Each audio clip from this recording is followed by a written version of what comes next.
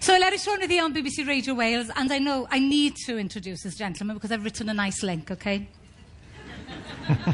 Only for that reason. Today we are in the presence of rock royalty. He is one of the founding members of one of the greatest British rock bands. Queen had 25 top 10 hits, 6 of those reached #1, and now there's a brand new book being released with a difference. It's called Queen in 3D. It charts the history, and I'm delighted to say that, well, it is the baby. Would you call that the book you have, your little baby? It's the new baby, yeah, it is indeed, yeah. It's something I've worked on for a very long time. You could say I've worked on it for 40 years, I suppose, but actually, physically, I've been putting the book together for about 3 years. Well, it's absolutely stunning. It is the baby, of course, of the great Brian May.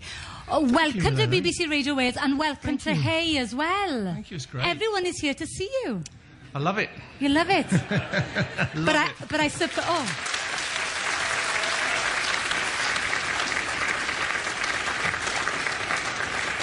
But I suppose you have performed in front of a few more than this over the years, haven't you? I've done a lot of stuff. Biggest crowd ever? Yeah. Biggest crowd? The biggest crowd was about 250,000 in São Paulo. Gosh. Yeah. But we've done some big ones, yeah. You know, big or small, it's always the same, you know. Yeah. In a sense, you know, you're just doing your thing, and it comes down to how you feel and how you connect. But yeah, this is a very good gig here. I mean, I like this particular gig. I didn't even say Yakida. Oh, you see? I probably said it wrong anyway. I'm probably embarrassing myself. No, Yakid is all right, but Yechid would be better. Yechid da. Yes. Listen, I'll work on it. It's fine. You've got another, 10 minutes or so, okay? But I feel that two worlds are colliding today, because I thought I'd be okay coming here to the Hay Festival because I've got a Welsh degree. But then you trump me because you are Dr. Brian May, CBE, with a doctorate in astrophysics. Yes. Now then, do you mind if we don't discuss the branch of astronomy concerned with the physical nature of stars and other celestial bodies today? I'm fine with that. Good. Let's talk about the book then. Zodiacal dust is completely off bounds. It's fine. Good. So Queen in 3D, you have been working on this, you say, for 3 years, and pictures from the very beginning? From the very beginning. In fact, from before the beginning. There's pictures of me as a child discovering what 3D is. Because I used to get... I don't know if any of you are old enough to remember this, but in Weetabix packets you used to get toys. I mean, every cereal packet had a toy in it, and Weetabix had these little cards in which had 2 pictures on them, which looked the same, and I thought, what's this? And they said, send away 1 and 6pence and a packet top from Weetabix, and we'll send you a viewer, which was something not dissimilar from this, but a bit smaller. And you put the card in the viewer, and wow, suddenly you're not looking at 2 little flat pictures, you're looking through a window at something which looks incredibly real. And I had a hippopotamus card. I'll never forget. It's in the book here. And you can share that experience with me if you like. But I looked into that card and I saw the hippopotamus and I was like looking down its mouth. I could almost smell its breath. And I just thought, why don't people do this the whole time? Why doesn't everybody take 3D pictures constantly? Why is everybody satisfied with a flat picture of a world which is actually 3D all the time? Well, I thought 3D was something pretty recent. But how long back can you date 3D? I can tell you exactly. It was discovered in the 1830s by a man called Charles Wheatstone. And Charles Wheatstone figured out something that even Leonardo da Vinci didn't, which is that our brain is constantly putting these 2 pictures together to make one in-depth picture in our brains. It's like a model of the universe which exists between our ears. And you need the 2 pictures to do that. And what the trick is, which he discovered, Charles Wheatstone, is that you have to present one picture to the left eye only and the other picture to the right eye only. And then your brain does this same trick the whole time, and it puts it together and you see in 3D. I mean, if you put one hand over one eye at the moment and don't move your head, see how flat everything looks? Yeah. And you can't tell how far away things are. It's quite interesting trying to stir your tea. You know, and but if you take your hand away, suddenly the world springs into life. This is the way we view the world constantly. We see it in 3D.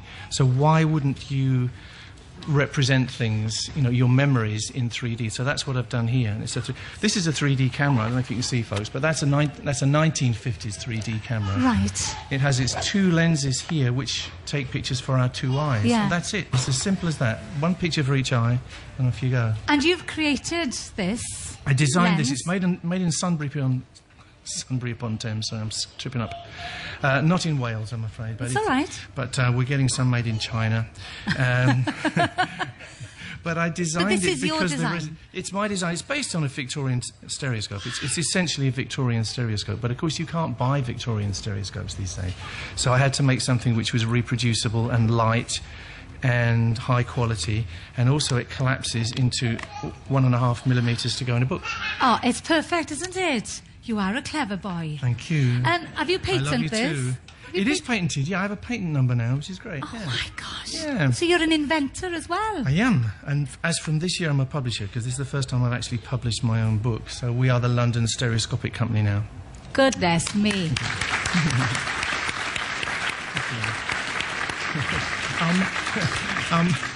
Our motto, the same as the 1850s London Stereoscopic Company, is a stereoscope in every home, okay?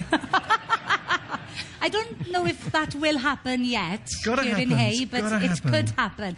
Listen, do you mind if we take a break for some music? Please. But we are going to play a Queen track, if that's okay with you. We want a bit of rock, don't we, here? Yes, indeed. So feel free to stand up and dance, everybody. We have chosen, if you don't mind, I think one of the greatest rock songs ever. Which you happen to write, Brian May. Really? Yes, this is We Will Rock You.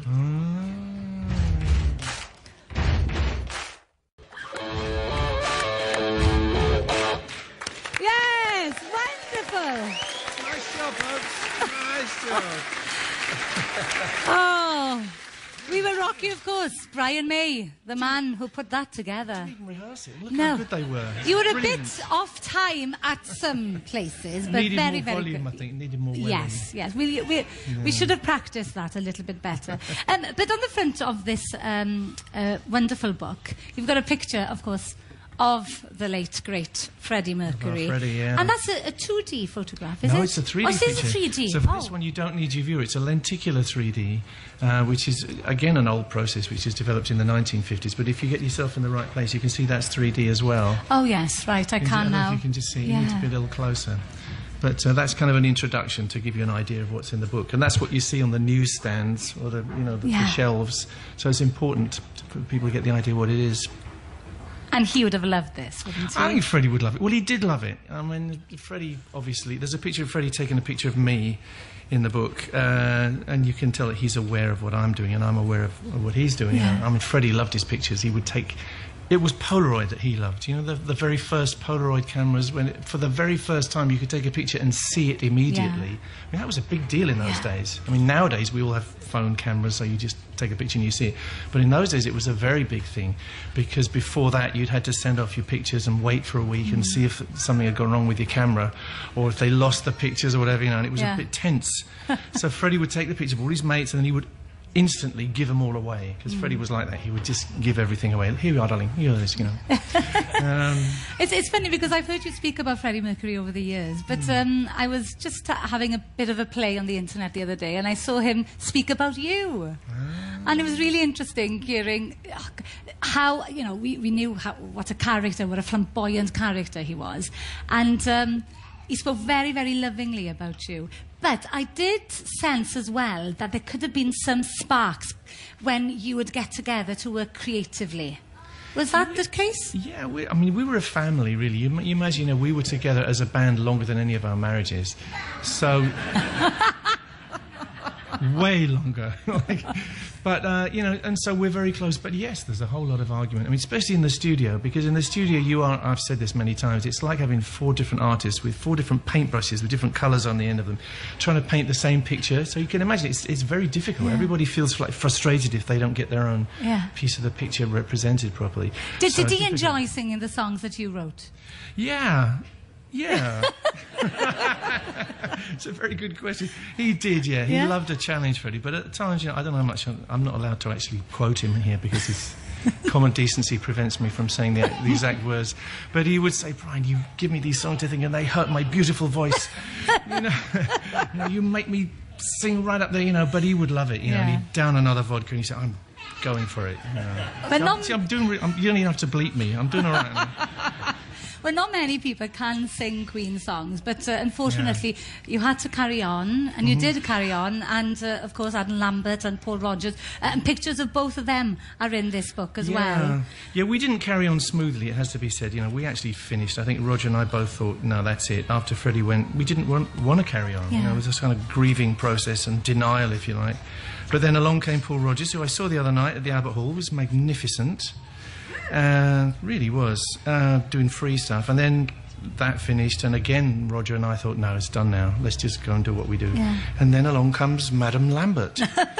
And the guy's amazing, you know, and suddenly, you know, he doesn't have to copy Freddie because he just is himself, and he's a natural with an audience. He's got a stupendous voice, and he's funny, he's nice he connects with an audience, he's camp, he just ticks all the boxes, as you would say. And so we're going out as of next week. We're rehearsing again, and we will do about 6 weeks in the States. And then we take a short break and do about 5 weeks around Europe, and then in December we come back to Britain and we'll do about 3 weeks here going around. So we'll see you here. Oh, wonderful. That's great news. That's a brilliant news. Because we heard, of course, Rolling Stones, they're going on tour, and no dates in Britain, which was a little bit... No dates in Britain? Disgusting. No, but... I mean, But really. Queen are going to be here. That's what happened when you give someone a knighthood. They don't think they need to bother anymore. Well, you are a rock legend. You are a king, although you are, of course, with Queen. It's been lovely having you on the show. Thank you so much, It's great Brian. being here. I'm looking forward to tonight and speaking here. What This time? Is great. 5-ish, I think. 5-ish. So, Yeah. of course, straight from here, Come down. get something to drink, have a curry, and then go a and curry. listen. And go and watch Brian May. Bless you, Brian, thank you so much. You're delightful. Thank you very much. Thank you. Well, that's lovely.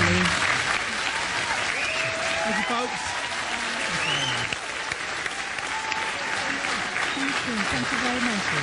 We will allow Brian to leave the BBC tent to the fantastic other rock song, Somebody to Love. Ooh.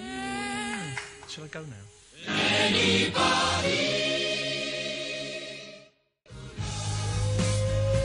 What a classic track. Somebody to Love from Queen, of course, here on BBC Radio Wales.